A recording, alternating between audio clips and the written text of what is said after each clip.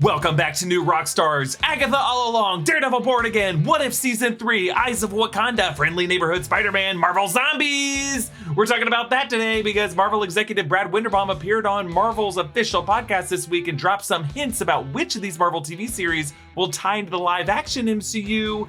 And are we going to see a live-action Jeffrey Wright Uatu the Watcher in Fantastic Four or Secret Wars, along with a live-action Captain Carter once again alive again? And should we be worried about Agatha All Along? I don't think so. I think Marvel doesn't know how good of a show this is going to be. We're going to read between the lines to see which of these shows Brad thinks are trash and why.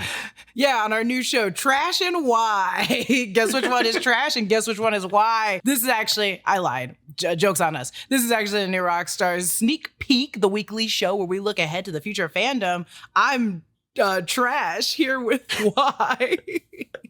Can we call it Trash or Smash? Trash or Smash. Trash or I Smash. think we have played a version of Trash or Smash on the show. Like, do you want this or do you not want this? Yeah, Trash or Smash it or trash it. Oh, and it has like Hulk and then Oscar the Grouch.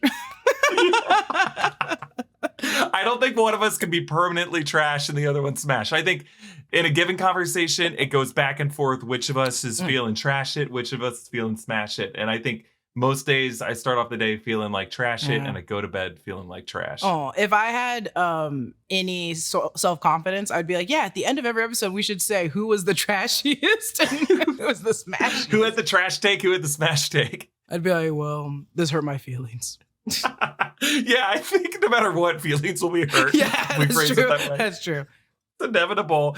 Hey, you may have noticed we're back in our separate corners of the Blue Dungeon. We can never stay too long together or just like bad things will happen. I think 100%. A fight, it'll be like kids in the back seat. Jessica and I will just start hitting each other. And then Zach, who's driving that car, will have to turn around and be like, you two, stop it, or no McDonald's. Okay, let's dive into it. This week's episode of the official Marvel podcast came out, and they interviewed Brad Winderbaum, who's the head of Marvel Television and Animation and Streaming. And what's interesting is, you know, we promised every time we would tackle one of these episodes, that we're going to give you our insider understanding of the way this podcast that Marvel is doing is operating, because it is an in-house PR measure by Marvel to control the narrative and to just have it come officially from the source.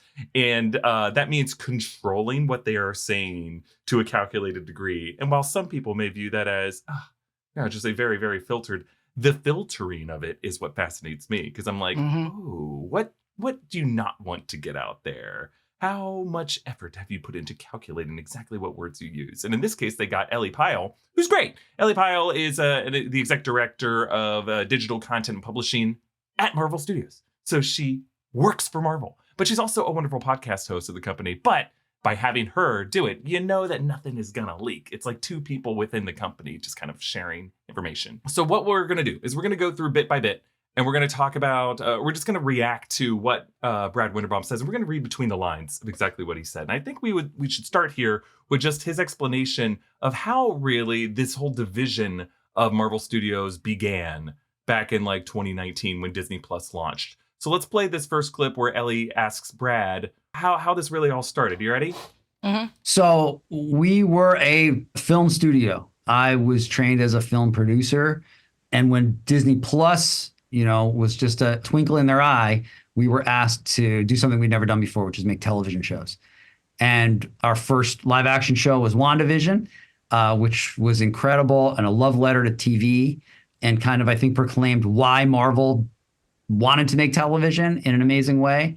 And then our first animated show was What If? And this was a show that only could be done in animation because you could never get those actors back. You could never get those sets back all in one place.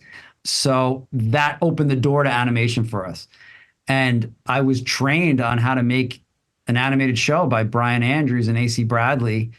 And in success, it opened the door to more animation. All right, we'll pause it there. Okay, so Jessica and I lived this history. You may remember our after shows to WandaVision.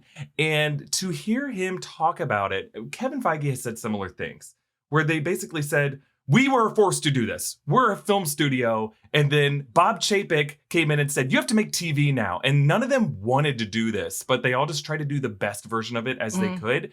It seems like with WandaVision, no one at Marvel Studios knows or knew what they had with WandaVision. It all caught them by surprise how successful this was. They brought in a TV director, Matt Shackman, who had grown up in the world of sitcoms, and they had Jack Schaefer write these wonderful mystery building scripts.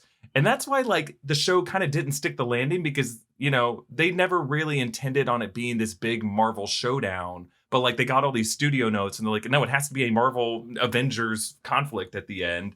So it was kind of a little awkward. But what we loved about WandaVision was the things that weren't that. The witchcraft of it, the weird, creepy, like Twilight Zone elements of the possibility of Mephisto being in there, you know, like that's what really activated people. But it sounds like, you know, it's just interesting to hear Brad kind of go straight from WandaVision to What If, as if, you know, Falcon Winter Soldier didn't happen, Loki didn't happen, Hawkeye didn't happen. It's like his entry point was What If. So that's what he can really speak to. Maybe. It sounded like he was actually glorifying what WandaVision did. And I think that's also to the fact that more people in Hollywood can probably, they understand WandaVision more than the Marvel Cinematic Universe, because WandaVision really focused on the different tiers and generation of television. So they were like, oh, I remember this. They did a really good job of capturing it. And also the acting from Olsen was amazing. But it seemed like with What If, they were like, now we have to do animation. And I think always there's that thing in the pitch room where they want you to pitch your animated series as a live action. So it's like cheaper. They're like, we rather not do animation. So it seemed like for them, when they were pitching it or when they're talking about it right here in the interview, it sounds like he was like, yeah, now we have to do animation. I don't really know how to do that. I don't know if animation is or live action's cheaper. Live action's way more expensive because it requires way more production elements. The talent is more expensive. You have to, if you do animation, you don't have to go through the unions, which is bullshit. I don't think we like that. But like animation is not represented by the WGA or the DGA or SAG-AFTRA. Although SAG-AFTRA just has a different category for animation. We should be specific about that. Maybe animation's not getting enough money to do it to the degree that what people are pitching. Because I remember when I was looking at Bob's Burgers, a lot of bento box would ask like, why does this have to be animated? Because they're like, if we're putting a bunch of money towards your project, we want to make sure it can only be animated and not live action. Not to speak on behalf of Bento Box. I just remember like that was always like a situation with the pitching process. Generally, it just depends animation studio by animation studio. So Kelly, my wife, has worked at Pixar and they do all their animation in-house, and the technology that they use and like the amount of effort they go into in the design of it for every project. Yeah, those productions end up being very high budget. But for most other animation production companies at the US, including Bento Box, ship that shit right overseas. Yeah, we send that shit overseas. Yep. And whether it's in Korea or Japan or Vancouver, and a lot of animation production is done in France. So Illumination, a lot of that production is happening in France. So it's like they're able to save money and cut costs that way. Yeah, exactly. And also they pay voiceover actors far less than they pay live action. 100%. 100%. Unless you work on The Simpsons, and then you're then your rate is forever. I mean, same with Bob's now. But no, it seemed like he kind of like threw What If to the side in that information, which was kind of interesting. For now, but he goes more into What If season 3. I think he loves What If because it was like his baby. Or he credits those two animators for teaching him, Brian Andrews and AC Bradley, for teaching him. But I think that really excited him for what it could do. But we were talking about What If and earlier this year, and how like it's frustrating to an extent the way Marvel does it by having just the Marvel actors who were cast to be live action actors do very simple, straightforward vocal versions of what we saw in live action, and you can't tell them apart. So by requiring that these animated styles look like Paul Rudd or look like Sebastian Stan, they look in animation flat and uninteresting. It's also hard because you started the series with that, and it looked very good. with What If in season 1. I was like, this is very fun. But then once we got more, we involved more characters. I was like, it's hard to differentiate people that aren't green. Like if you're not green, I don't know who you are. Yeah. So it seems like they put a lot of restrictions on it. But I wanted to start with this clip because it shows how Brad Winderbaum came in control of it. He was not the guy who was overseeing Loki or WandaVision. Mm-mm. He was the guy who came in through the animation side of it, through What If, through Marvel Zombies. And that just tells you something about the general direction this division of Marvel is going to be going in. Yeah. But the next clip, he talks specifically about the big hit from this year, X-Men 97. And he talks about what to look ahead at for season 2. We got big plans for the second season. I've already seen all the animatics. We're well on our way to creating something that hits the heights of the first season. I know the first season is an emotional ride. That ride continues in a very X-Men fashion in the second season. This is such a, I don't mind this at all. And maybe it's because I'm tired. It's such a PR interview. He is not telling us any, which is what we're going to get from the Marvel podcast. It's going to be in-house people that cannot talk too much and are good at not talking too much. They've done it. But that's why I love doing this, Jess, because you and I know how to read between the lines. Like, yes, they talked, both Ellie and Brad talked about their history growing up watching episodes of the original 90s X-Men show. It's nice to hear that. We just showed the very end of it where he talks about season 2. Why don't they talk about it? Because the Beau DeMayo of it all. Yep. They don't want to get into it. They don't want it, but it's going to be a good show, but they don't want to talk about Beau. And that's the thing. That's the Brad Winderbaum, which I understand. It's Brad Winderbaum's in a very high position over there. And I'm like, that's the Kevin Feige, Brad Winderbaum, the Nate Moore talking, where they're like, oh, they're immediately going to go to Beau. And I'm like, I want you to tell me more about season 2. I don't, like, please tell me more about season 2 for a second. But no, he is avoiding that conversation. He's like, let's go on to Agatha. But what he can talk more about is What If season 3, which is Brad's baby. So he actually probably told us the most about what's going to happen in season 3 of What If. So let's play that clip. What If season 3? I'll start there. It feels like the completion of a trilogy. It takes us to places that you'd never expect. It goes beyond the first 2 seasons and its exploration of the multiverse, and it pulls in characters that are very unexpected and has what I think is an extremely moving and fulfilling culmination for Uatu. Oh. Is it also maybe that he just knows more about What If season 3 because he's so close to it than he knows about X-Men? Yeah, I think that's honestly what it is. I think like the development for X-Men 97 season 2 was happening without him in the room. 100%. And he's gotten a look at it, but he wasn't there to break the story. Whereas What If season 3, he's been there since season 1 of What If. So it's interesting to hear him talk about it. This is going to be it's just going to be a trilogy. It's going to end. It's going to be the final season. And we're going to learn like the story of Uatu the Watcher, which like, if we remember the final shot of What If season 2 is Captain Carter and Uatu the Watcher looking at Loki's Yggdrasil tree. So my question for you is, Jess, do we think this is going to dovetail into a live action Uatu the Watcher in the Fantastic Four film? I think he's going to come in. I don't think he's going to get his own like, I think they kind of took Echo really to heart and they're not going to give him his own like series immediately or his own movie. But I do think he's going to come into live action. It's interesting because they always give like the 3 trilogy movie origin stories for like Spider-Man, Iron Man, Thor. And now it's like, oh, here's Uatu's. You didn't know, but now you know that like we've been following Uatu since season 1. He's been the main person the entire time. It hasn't been the characters. It's been Uatu's story. Yeah. And definitely. so, yeah, it always comes in 3s. He got his trilogy and now he's going to come in. And it's going to be Jeffrey Wright. If it's not Jeffrey Wright, I'll be pissed. Oh, yeah. It's already set up. You already have the designs from Guardians of the Galaxy Volume 2 of live action Watchers. Just use James Gunn's same designs from Guardians Volume 2 and just mocap Jeffrey Wright's face on it. It's a given success. Make him 8 feet tall or whatever, 10 feet tall. And I trust. And the thing is, I don't know how they're going to do. Is it Ray Infinite? Not Ray. The guy from that's playing Galactus. Ralph Ineson. Ralph Ineson. I don't know how they're gonna do his character as Galactus, but I'm sure it's gonna still be very cool. Even if he's just the voice, I think it's gonna be very cool. You can also do that with Jeffrey Wright.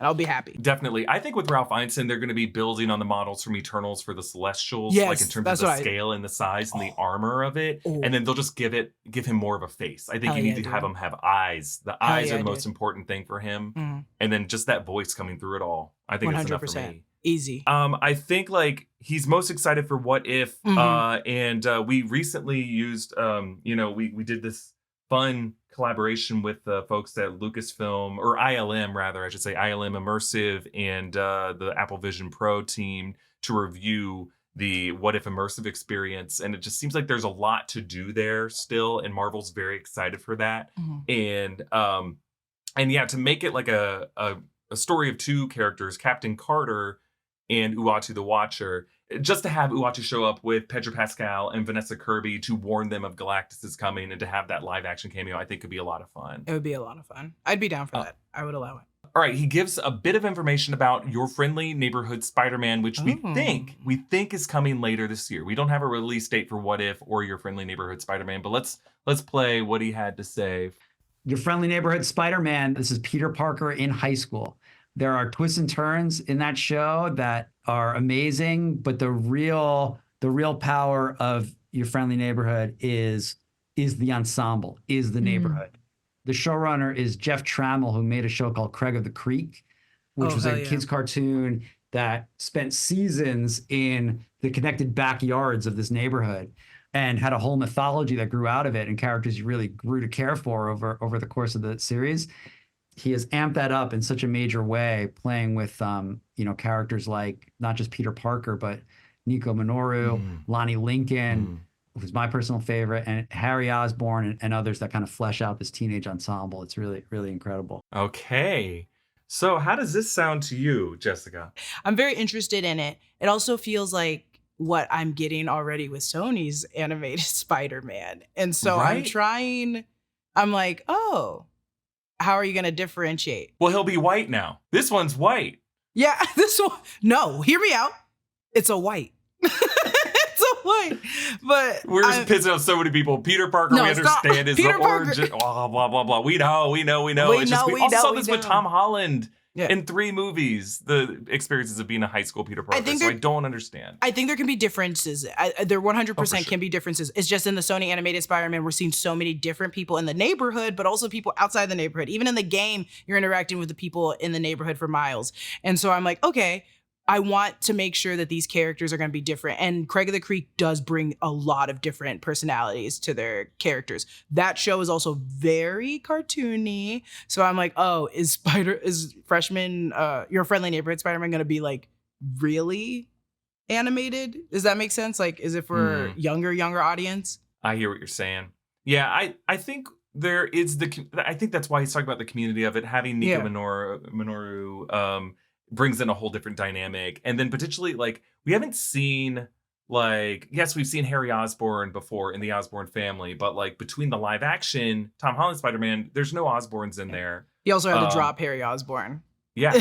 And then and the Osborns in the Miles Morales Sony animated, they're just kind of limited to just like the monstrous Green Goblin. Yeah. So I think there's something to explore there with the Osborns. I'm excited. I love that he listed off a lot of characters and then he definitely was like Harry Osborn, and everyone's ears perked up. They're like, he's coming. Geology has been sponsoring us for over 2 years, which is crazy because that means I've been a daily Geology user for 2 years now. When we started, I thought, sure, I'll take some free face wash and shampoo from work. Why not? But then I started noticing smoother, more hydrated skin, fewer blemishes, and less oilness. Do you have any idea how much footage of myself I need to watch at this job? I notice these things. And now over 3,000 of our viewers have also made Geology part of their daily routine. They've shared reviews with us saying things like, the products are easy to use and definitely have a real impact on the look and feel of your hair and skin. Highly recommend. And also, not a skincare guy, well, at least I wasn't. This stuff is amazing and the products are top notch. Want to see for yourself? Just click the link in the description below, take a quick 30-second quiz, and Geology will figure out your routine for you. Just click the link in the description below to get 90% off your first skincare trial set and 20% off your next full-sized order, or go to geolog.ie/rockstars90x 20 to get started. Let's listen. Perhaps one of the more revelatory things he said was about Eyes of Wakanda. Eyes of Wakanda, more than any other show we're doing in animation,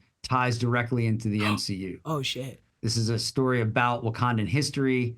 It's produced by Ryan Coogler, directed by Todd Harris, who is one of our longtime storyboard artists who's, I first met when he designed the Hulk versus Thor fight in Ragnarok. It's an awesome show. The action's insane. The storytelling's fantastic. It's both about the history of Wakanda, but it also expands into the greater MCU at different time periods. So if you're a fan of the movies, I think this show is going to be a real treat. I mean, this is something people have been asking for. I don't think he had to even blow that out more than what he said right there. I think that's enough to be like, oh yeah, we wanted like a prequel. Because the history, we only get little flashes, little glimpses of the history. Even you have to go to books to actually get the history. So it's like, oh, this is going to be nice that we're going to have a solidified, this is what Wakanda was before Wakanda. I'm so excited for this. And I feel like this show is going to be answering the questions of where was Wakanda when blank? Because I wonder if they're going to go that far. Yeah, they have to. They have to. Yeah. Like throughout history, learning how Wakanda actually helped, the Allies during World War II. Or just like, like there's all kinds of like ways that, if you're cynical, you could be like, well, Wakanda didn't help the Avengers during this, or Wakanda didn't help Magneto avoid, Auschwitz. But like, I think if we learn the different ways, like it could have been worse, but the Wakandans helped. Like that's such a cool show. I need to know that history, and I just need to know the tribes before they got the flower. Like when the flower, right before the flower landed, I want to see how they were all reacting, how they all interacted. Yeah. I need to know everything. Yeah. I need to know everything. So yes, I will be tuning in. We saw some art for Eyes of Wakanda, so I assume this isn't going to be the case. But man, I would have loved an Eyes of Wakanda that could have just been using that kind of the vibranium sand that was at the beginning of Black Panther. The entire show being that? I'd watch that. That's insane. I would watch that. I could not. I know most people wouldn't. I would dig that. I would love that so much. A full, 30 minutes to an hour. Just think how cool. Well, not it's an cool hour. As hell. It's cool as hell. 25 minutes of that. That'd be cool. I think it's the coolest scene in the first. We're talking about the first one, like that did the flashback. It would be so expensive. It'd be so expensive to do that. Yeah, that's why they did it for only 15 seconds. So yeah, I think the fact that this is going to tie into the future tells us like, okay, well, does that mean for sure we're getting to Black Panther 3, or that the events of this are going to tie into the Okoye series? That Okoye series still happening? Oh my gosh, yeah. Oh my God, go deep into the Dora Milaje. Yeah. Dora Milaje. You say Dora Milaje. I've always said Dora Milaje. No, you're saying it fine. We talked about this before. I say it the way that Angela Bassett says it in the movie. and I'm not doing it ironically anymore. At first I thought it was funny, and then it stuck. And so I only refer to them as the Dora Milaje. The Dora Milaje. Well, I won't note you on that. I think that's great. Thank you. Okay, so now we move on to what we promised at the beginning of this episode, Smash or Trash. Trash or Smash. And I think the most interesting title to do it for is going to be what Brad says about Agatha All Along.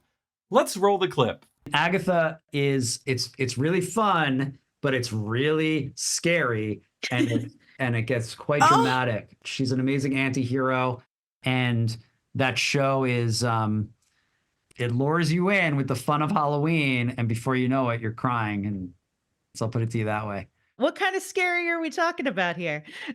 It's a Marvel brand of scary. It's a Halloween show. There are deadly stakes in this series.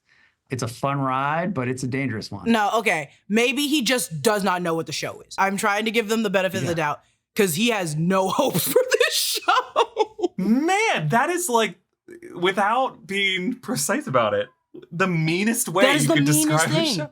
It's really fun, but it's Marvel brand scary. No, maybe he knows nothing. Like maybe he knows nothing about it. I'm literally benefit of the doubt because that's the answer you give when you don't know the answer on the test. Lures you in with the fun of Halloween, but then has you crying at the end. Does he want people to watch this show or not? Jack Schaefer just did like a little bit of the Empire interview that went in way more depth than this and was way more excited than this. And it was only like 5 lines of like exactly what he said, but just more precise and better way of putting it. He either doesn't have hope for the show or he's never heard of the show, or he just forgot.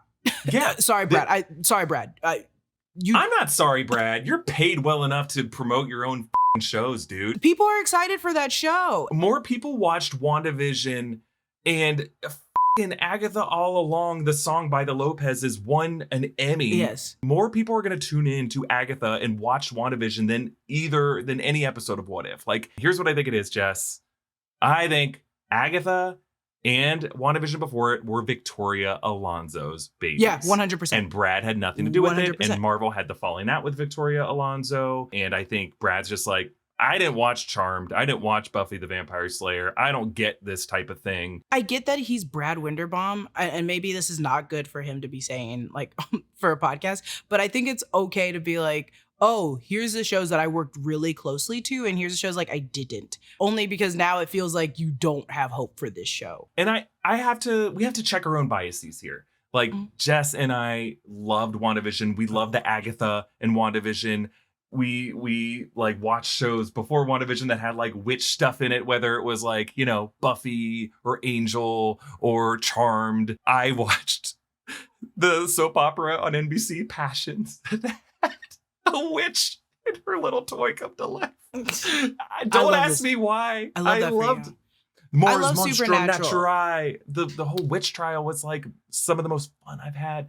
And he may have just been like, hey, I'm into different kinds of stuff. Yeah, 100%. That's fine. There's so many cool ways to sell this show. We're eating him up for this, and I feel like I'm eating him up a little too much for it. Okay, you're fair. There are too many projects going all at once, and I'm That's sure true. he worked closer with one, and not even like closer. Maybe it just seemed that like, oh, this one needed more help, and he was there to help more. It's just like it could be anything, but I could see him being a champion for What If. Hey, and maybe he's read the scripts, Jets, and he's like, this is trash. Yeah, there was what I said, devil's advocate, or he just threw it into the trash. And we're the crazy ones. I think in general, they've probably had a lot of discussions internally at Marvel, and they're like, we've tried to expand in a lot of different directions, and our audience does not want us to go into this goofy, silly horror direction. They just want Avengers content. And he just recognizes, yes, we're doing Agatha, but that's not really going to be the future of our brand. So am I going to act like there's a whole future here when realistically there isn't? Yeah.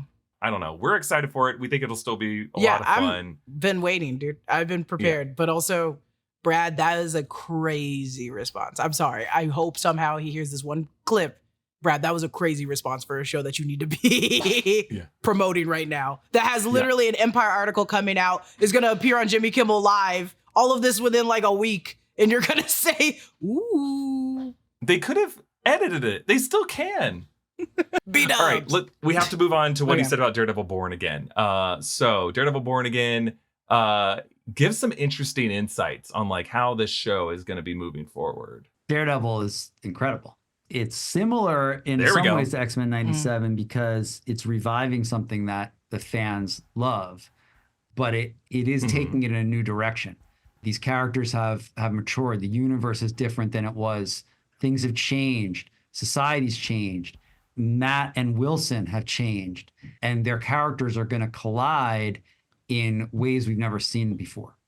It's no longer enough to try to murder each other. There's a whole game of politics at play. Okay. I will say this one thing and we will move on. That's all he had to do for Agatha All Along. All he had to do. That's all he had to do for Agatha All Along. That's all he had to do. Now that got me pumped. Yes. That I see. That I hear. And also you end that last word on politics. We're ready. We know. We know and we're ready. He elevated what our expectations were for the show from what we loved about the Netflix show, which is just a great war of violence and proxy fights between these two titans in New York and Hell's Kitchen, to being something closer to like House of Cards or Succession, potentially a legal political drama where like Murdoch is trying to litigate his way through this crisis. I think is just super cool and really fun. Yeah. I think it's always really important for them to reassure us that like it's not the Netflix Daredevil, but it's not far from it. And they do a very good job at reassuring us as the fans, like it's still gonna be gritty, it's still gonna be great writing. It's just a new world. It's a new time.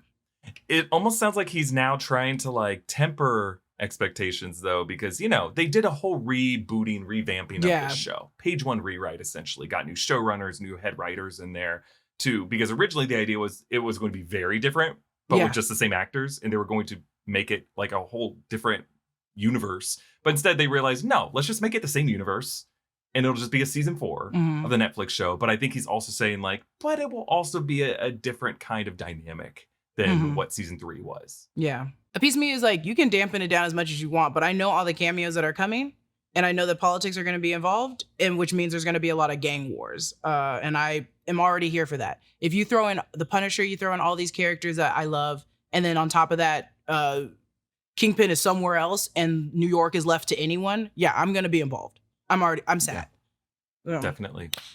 And when asked what his favorite one of these was, last week, Kevin Feige's like, Fantastic Four is my favorite. When asked what his favorite upcoming Marvel TV title will be, here's what he said. With so much Marvel Studios goodness to look forward to, what are you most looking forward to sharing with fans? There's a lot of surprises around the bend, and I can't choose a favorite, but I'm very excited for people to see what we've done with Marvel. He loves that animation. That's what I'm saying, man. He's like, he loved that episode 5 of season 1 of What If, where they did zombies, and he's like, let's make that a whole show. That's been like his. And look, I love what they've done with Marvel animation. To have that be like the creative force from the executive team who's overseeing these live action titles, I think just tells you what their priorities are. Yeah. They want something where they can have more control over the look and have like their true art design. And they have not had, I think in their eyes, as much success. Yeah. At least a batting average success, bringing in directors for live action to try to like have full control over it. And I'm referring to Ali Salim for Secret Invasion, for Matt Fraction for Hawkeye. I think it's just been more of a mixed bag, and they want control. They want control over the vision and the look. I think this interview was very telling of where Brad Winderbaum works in very heavily. And I'm like, oh, dude, he is champion for What If. Because even including Marvel Zombies, I'm like, oh, he wants this to be the one. Which, I mean, go off. Go off. Yeah, I think at the end of the day, this is a film studio, and they have like recognized that their prerogative is films.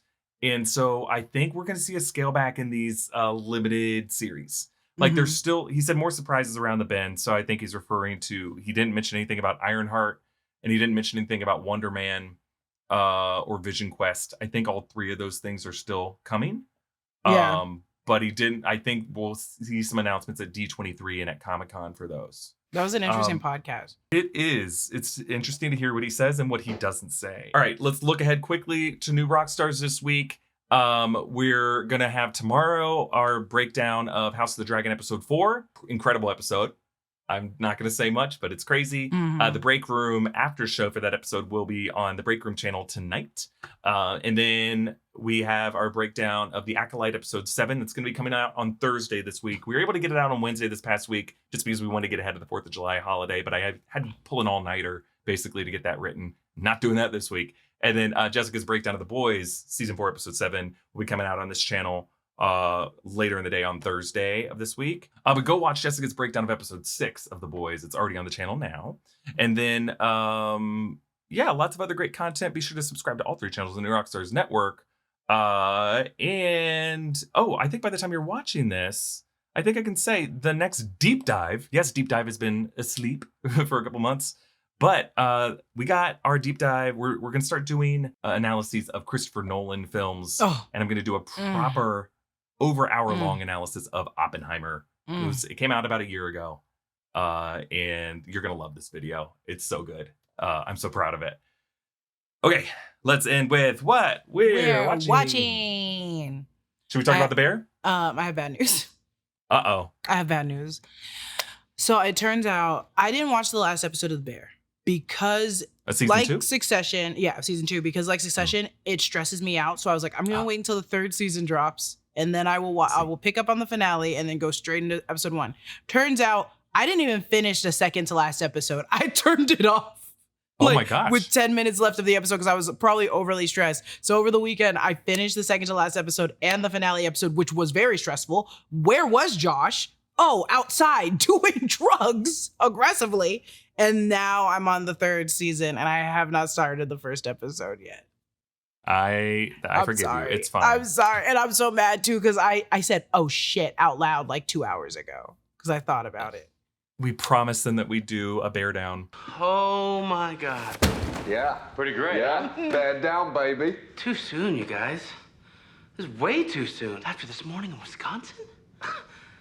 Bear breaks loose at a kid's birthday party, mauls a whole bunch of people. The news has been covering it all morning. I won't spoil anything for anybody for season 3. I will say season 3, I think they rushed the writing of it. I still love these characters. Okay. And the characterization is so good. But the plot structure, I think they wanted to do a season 3 and season 4 at the same time because all these actors are going off and doing big stuff now. And they wanted to get as much shot as they could. It's because the show is too good. That now Io Edebury and Eben Moss Bachrach and Jeremy Allen White are all blowing up and going places. They and literally lost 2 to Disney already. Yeah. They lost 2 of them to Disney already. That's insane. Once you're at Disney, once you're at Pixar and MCU, you're gone for a minute. Yeah, for sure. But it is, I'm kind of glad that they actually dropped all the episodes at once because episode 1, I don't want to say nothing happens because it's beautiful to look at. But like you need to watch episode 1 and episode 2 kind of in the same sitting. Okay, good to know. In order, good to know. Yeah, because episode 1 you're gonna be like, it was awesome, but it wasn't like it didn't move the story forward. It was just kind of this kind of introspective experience. So you need to watch 1 and 2 in the same sitting. Budget time to watch episode 1 and 2 in the same sitting. And I'm so sorry. I'm looking at you, Johnny Depp's daughter. We have beef. We've got beef. Everybody look left. Everybody look right. Oh God! No. My Everybody mom called me and goes, "Why did they put that child on the stage?" I said, "Mom, what do you want me to do about it?" She thought I had a direct line to the Hollywood Bowl. Start a fight. I also don't really like the Lion King musical. I said it. Yes, the movie, the '94 movie, is excellent. Excellent. The stage show is over the top and crazy. It's too much. It's too much. But the costumes are cool. The costumes puppetry's are cool. Amazing. Costumes are and amazing. the new songs they do are really good too. But I've seen it twice Ooh. now, and I have not yet seen one that I liked. But Can You Feel the Love Tonight, the live action version or the stage version of Can You Feel the Love Tonight, over the top and crazy. And I was like, God, I hope one of those people fall. And I said, if one of these antelopes gallops past me down the aisle again, and the people with the fishing poles with the birds, if they come by me again, I'm gonna swat it out of their hand. Get out of my face. Fish away from me. At the beginning, it's amazing. It's beautiful when they enter. Yeah. Afterwards, it gets annoying. Afterwards, it's just like too much. Too much. But, and I think we can agree, the 2019 live action version directed by Jon Favreau, if that's smash or trash, that's trash. That's trash. Trash. And I've said it once, and I've said it again. I am the #1 Beyonce stan on this planet, or at least at New Rockstars. Stop putting her in acting roles. If I see her act one more time, I'm gonna have a fight with someone. What about in that Goldmember? movie, she jumps from a rock and goes, "Simba," and I went, "Who directed her?" I think the director was scared to tell her notes. Favreau. I get it. I'd be afraid of Beyonce too, but also I want my product to be good. Is the 2019 Lion King the worst top 10 movie in terms of box office? Because I would say it's not the worst $1 billion movie. There's been a bunch of bad $1 billion movies out there, but it's like Lion King, I believe, is still in the top 10 in terms of box office all time. I'm not surprised. Of those 10, is it the worst? I need to see what the other ones are to compare. But I mean, look, we're talking about Avengers Endgame, the 2 Avatar movies, Spider-Man No Way Home, Avengers Infinity War, The Force Awakens. Wait, it made that much money? Jurassic World is in the top 10, I believe. The Lion King is in that list. Yeah, The Lion King, I believe, is worst. number 8 all time or something like that. It should be number 10. Wait, what? I'm talking about in terms of like box office. It made that much money? Oh, it made insane money for Disney. Yeah. We were all tricked. And hoodwinked. Everyone saw that multiple times that year. I'm stunned. You woke me up. I'm shocked. All right, we're going to leave it there, but let us know what you've been watching in the comments below, and hopefully next week we'll get to talk about the bear a little bit. Really quick, when I type in Joe Mufasa, your tweet is the first thing that shows up on Google, period. Yeah, hell yeah, I hate you more than anything. Yeah, I hate you more than anything. I created Joe Mufasa. Joe Mufasa like, would be nothing without me. I was like, let me go look at this real quick. Let me go look at Erik's tweet. Erik's top 5 worst accidental creations. Joe Mufasa, 6 months. Does he know? What was Thanos cooking? And it's something I don't want to talk about ever on air. Oh my God. Outro us, please. Everybody, follow Jessica at Lulu_Clemons. Follow me at EA Voss. Subscribe to all 3 channels of the New Rockstars Network. And support us by grabbing something at nerdriot.shop. A lot of great designs there. And we'll see everybody next time. Bye, everybody. Bye.